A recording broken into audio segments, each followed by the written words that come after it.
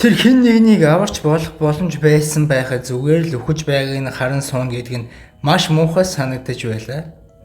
Бусад хүмүүс дуурч эхлэв шүүчэнийг жинхэнэ ир хүн биш чи хүн мөн үү гэж зөвхөж буруутгана. Тэр зүгээр л хараа зогсох биш туслахаар шийдлээ. Охин тэдэд рүүраа рүү хурдан доош нь тавь гэж чанга хэлв. Тэгвэл тэр тусламж үзүүлж чадна гэж ирчүүдийг Осрыг тайлах гэж яарч эхлэх үед гинэт сум тэдэн рүү цоврон орж ирв. Яг мөндөр шиг хэд хэдэн хүн газар дээрээ амиа алдаж өгнэ. Бүх зүйл гинэт өөрчлөгдөж өөртөө итгэлтэй байсан охин айн жичирч хэлнэ. Яахаа мэдхэ байлов. Тэд нэгнийгээ аврах гэж оролцсон ч хоёр хүн аль хэзээний газар дээрээ өгчээ. Энэ бол өрх байсан гэдгийг ойлгочих аль хэдийнэ оройтсон байлаа. Харин шүүчэн эртнээсээ өрх гэдгийг мэдчихсэн болохоор л орхих гэж хэлсэн байдаг. Дээрх цонхоор хоёр аврах сүхтэй ир үсрэн гарч ирээд охин ба түүний хажууд байсан залууг бүсэлнэ. Энэ хоёр нь Девор кланы аимшигтай аратан шиг хүмүүс байдаг бөгөөд тэдний нэг нь охины нүрийг атгаж хацрыг нь 7 аимшигтайгаар нэмсэглэнэ. Дараа нь найзуудаа дуудаж хамт хөгжилдөцгөө хамтдаа гой байцгаая л да шүнжэнгөө гэж хорон үгээр хэлнэ. Охин айж уйлж гуйсан ч тэд огт тоохгүй байдаг. Найз нь түүнийг хамгаалахаар дайрсан ч нөгөө нэг дайсан сүхээрээ довтлогч тэр залуу газар дээр нь гол оронч биш гортог болгон алддаг юм а. Тэр том ир охины хувцсыг ураад энэ охиныг эдхийн оронд үржлээр ашиглаж бас болох юм байж тээ гэж хорон нэмсэглэнэ. Охин хашгирч шүүчэний багт ажил сонсогдно. Ер нь шүүчэнээс аврал нэхэн хашгиран байлаа. Тэнд үрх байсан гэдгийг ойлгож Деворуудыг аль хэдийнэ тэднийг бүсэлсэн бай. Бүгд сандарч хашаа зүхтгаа мэдэхгүй байсан юм. Харин шүүчэн маш тайвнар. Энэ бол миний шин чадварыг турших сайхан боломж гэж дотроо бодно. Тэр чадвар нь өгсөн хүмүүсийг түр хугацаанд хөдөлгөж тэдгээрийг өөрт нь туслах байдлаар ашиглаж чаддаг. Нэг юу яосондоо некромисийн чадвар байдаг. Шүүчний нүд ягаан туяатай болж урд талын хэдэн өгсөн хүмүүсийг хөдөлгөж муу хүмүүсийг маш ихээр айлгана. Яг л сүнсэн тоглоом мат. Ер нь бол некромины чадвар байдаг. Энэ сүүлийн арга Деворуудын толгойг нь эргэтл болтлон дөргөөж тэд олон тооныг хөдөлж байгаа би эсрэг тэмцэж эхлэхэд санснаас нь их зүйл болж. Эхэндээ том хоёр хүн эдгээр хөдөлж байгаа биетүүдийг хялбархан хөнгөн гэж үзэж дасалж гарч байсан ч одоо тоон их болсноор тэдэнд асуудал үүсч эхлэв. Ингэснээр шүүчэн болон түүний хамтрагч нар анхаарлыг нь татаж дал байдлаар аюулгүй байдлаар зогтож чаддаг. Ингээд шүүчэний бүлэг байгаа газраас холдох явсаар аль хэдийнэ тэд зорьсон газар болох аюулгүй бүслүү хүрээд ирдэг. Энэ газар өөр хүмүүс амьдардаг бөгөөд хинч зөвшөөрөлгүй орж ирвэл сайн зүйл хүлээдгүй газар юм. Том нэгэн хүчрхэг ир хүн дээрээс нь үсрэн ирээд та нар энд юу хийж байгаа юм бэ? Энэ газар манайх шүү гэж чанга хоолоогоор загнаж асуув. Энэ хүнийг бусд нь капитан Сан гэж дууддаг байлаа. Тэдний удирдагч Дана Ягэ гэдэг хүн аимшиггүйгээр хэлв.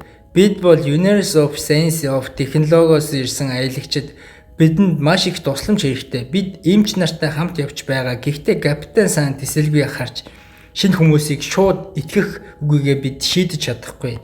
Та нар дунд асуудалтай хүмүүс ч байж магадгүй гэж хэлдэг. Тэр шинэ хүмүүсийг хэн нэгэнд муу хүмүүс тагнуул янз бүрийн гажиг нөхөр байж магадгүй гэж бодсон бололтой. Тэгэхдээ Шафан гэж өөр нэгэн хүн гарч ирж том хүнийг дайралтанд хүмүүсийг хамгаалan. Шафан бол шүүчэнтэй танил. Тийм учраас тэр итгэлтэйгээр дэмжихээр болдог. Шафан капитан Сан тайлбарлав. Эдгээр хүмүүс үнэхээр тусламж хүсэж байгаа. Тэд яаралтай тусламж хэрэгтэй. Мөн шүүчэн олон эмчийг дагуулжээ гэж хэлсэн хүмүүс гайхав.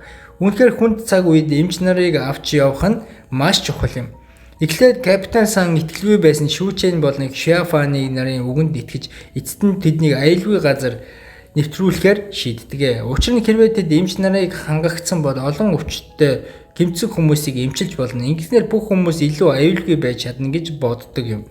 Капитан Сан сэтгэл дундуур өнөөдөр том сүхээ ашиглах боломж гарахгүй харин дотроо эмч нарын тусам чухал гэдгийг мэдэж байсан юм. Ингээд шүүчэн байна түүний нөхдөйг бол аюулгүй бүсээ орж эмч нараа ерөнхийдөө гаргаж ирээд тэдэнд тусламж үзүүлж эхэлдэг.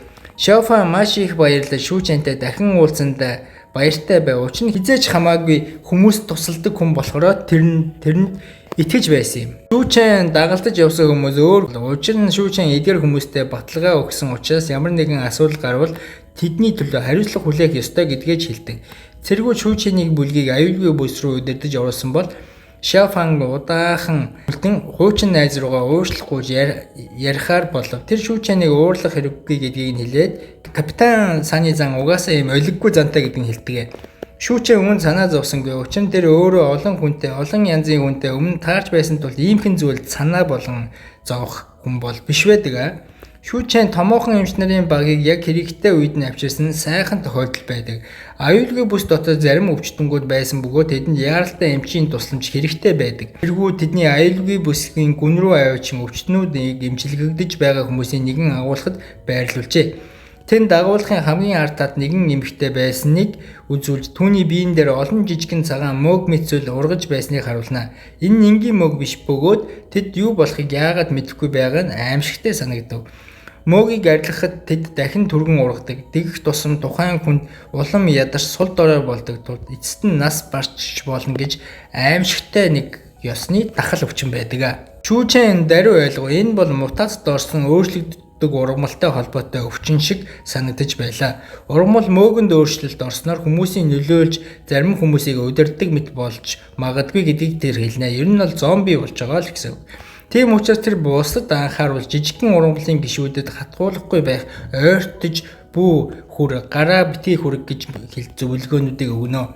Даана багийнхан хүн тэр эмэгтэй биен дээр ургасан ургамлыг нэгтлж үзээд одоогоор тэдгээр ургамлуудыг шалгаж дээж авч шинжлэх хэрэгтэй юм байна гэж хэлнэ. Ингэснээр эмчилгээ хийж эсвэл эдгээгдэх арга олж магадгүй юм. Гэхдээ энэ эхний шат бөгөөд хэрвээ эдгээр ургамлуудын цаг алдахгүй устдахгүй бол тэд илүү их өсч хүмүүс рүү халдаж нэм бактери шиг үржиж маш олон хүмүүсийг алж мэдэж магадгүй гэж аимшигтай мэдээллийг хэлнэ. Хэрвээ тийм бол болсон тохиолдолд Девор Довг аймгийнхан үүнийг ашиглаж аюулгүй бүс рүү довтолж олон хүнийг барьж авах боломжтой болно гэж санаа зовж байгаагаа ч хэлдэг. Тэгвэл тэр овг улам их хүчрхэгжиж энэ нь шүүчэн таалагдахгүй бөгөөд ер нь бол аюулгүй бүсийг хамгаалах ёстой гэж үзнэ. Шүүчэн энэ газрыг өөрийн ирээдүйн төлөвлөгөөнд ашиглах бодолтой байсан учраас бүхнийг сайтар шалгаж хамгаалтанд илүү анхаарах хэрэгтэй болчихдог. Шүүчэнд илүү том зорилго байдаг. Тэр юу хийхээ бодон суух зураа аюулгүй бүсийн хаа нэгтээ зэрбис зам хаанаас нэг дуу гарч маш хуухан хоолоор хүний нарийн холдуу хашгираач байгаа юм шиг яриад байгаа юм шиг тийм дуу сонсогддог. Дуу нь машины хажуунаас сонсогдож хүмүүс рүү ямар нэгэн зүйл гаргаж давшиж байсан тул хүмүүс их айл сандарч байсан байлаа.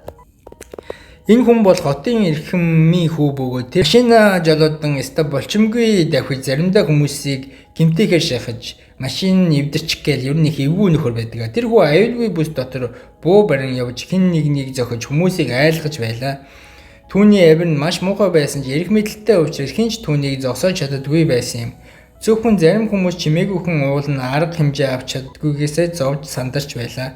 Тэр машинд давхиж явсан юуны гудамжин шархтай хүн рүү хараад зогсож байхыг нь олж харсан юм.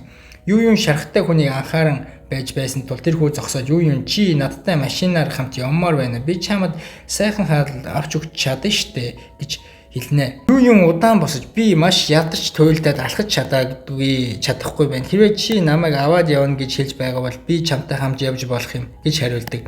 Юун охин нэг үрж явахыг даргын хүү хүсвэ. Тэр баяртайгаас өчөрөд охин ойртохыг дуудав. Шуан түүнийг зогсоох гэж байтал шүүчээ мэдэж байсан учраас зүгээр л ажиглав. Юун түүнийг хуурахаар төлөвлөсөн байдаг. Хэрвээ даргын хүүхэд түүнийг өөрвөл хүссэн газар руугаа авч явах боломжтой. Тэр зөвшөөр мөчөө юу муухай инээмсэглэн газраас үсэрж даргын хүүлүүн гарлуу очихдоо. Гэхдээ газар дах мөчөд юун гинэт авраг том болж түүний дээрээс харлаа. Даргын хүү арай гэж ухарч шаха. Хөлийг нь машинтай хамт дарчих. Охины хэмжээ томорсноос цамцан урагдаж машин нэвтрлээ. Түүний хөлийг дарсан учраас маш их өвдөлттэй хашгирч орилж байлаа. Дуу чимээнээс болж аюулгүй бүсийн хүмүүсээс юу болсон гэдгийг шалгав. Юун доош чамд боломж өгсөн чи хэрэггүй хүн юм биш үү гэж хэлээд авраг хөлөөрөө түүний хугарсан хөлийг дахин гიშгэж даргын хүү улам чангаар чарлж эхэлнэ. Цэргүүд ирж юу болсныг асуухад даргын хүү юу руу хуруугаа зааж мангас Ээжээ гэж ашгарна. Тэр Авраг эмэгтэйгээс болж хөлийг нь хугалсан гэж уйлах шахна. Дана өөрийнхөө сэтгэлийг удирдах хүчээр ашиглаж хүмүүсийн ой санамжийг нь орчилж одоо бүгд даргын хүү өөрөө машинаас унаж хөлөө хугалсан гэж бодно. Тэд бүр өөрийнхөө нүдээр харсан гэж хэлв. Даргын хүү бүгд нэлж өөрийг нь хуурч байна гэж ойлгоод аавда болох даргадаа хэлэхээр явлаа. Капитан сан инээмсэглэн энэ сонирхолтой болно доо гэж явдаа. Дараа нь олон цэрэг дагуулсан машин иржээ. Даргын хүү өөрөө бууж ирвэ. Шүүчэн шофанаар харахаар хүмүүсийн даргын хүү хүндэлж хамгаалагчд нь дарга ирвэ. Шован даргыг тайлбар хийж шүүчэн олон эмч авчирч хорогдох байранд ирсэн гэв. Гэтэл даргын хүү аавда эднэрийг бүгдийг нь устгах гэж ууртай хашгирна. Харин дарга хүүгээ тоосонгүй зохиж ав. Тэр хүүгээ олон удаа хүнтэй зөв харьц гэж сануулж байсан гэдгээ хэлнэ. Дарга хотын хүн бүрт итгэл дулаан мэдрүүлэх газар болохыг хүсдэг сайн хүн байв. Тиймээс өөрийн хүүгч буруутгав. Үүнийг харсан хүмүүс баярлаж даргыг алга дашин дэмжлээ. Дарга шүүчэн болон түүний багийг урьж энд хамтдаа шинэ амьдралыг бий болгоцгоё. Хоол хүс хангалттай өгнө. Бүгдээрээ амьд үлднэ гэж хэлв. Шаавн шүүчэнд хандан бидэнд энд үлдэх боломж олголоо гэж баяртай наргагүй бөхцөл дууснаа. Арт 15 энэ хүрээ дуусч байна. Та бүхэн хүсэж байгавал хүсэж байна гэчээд залхуунуудынхээ үсгээ бичээрэй.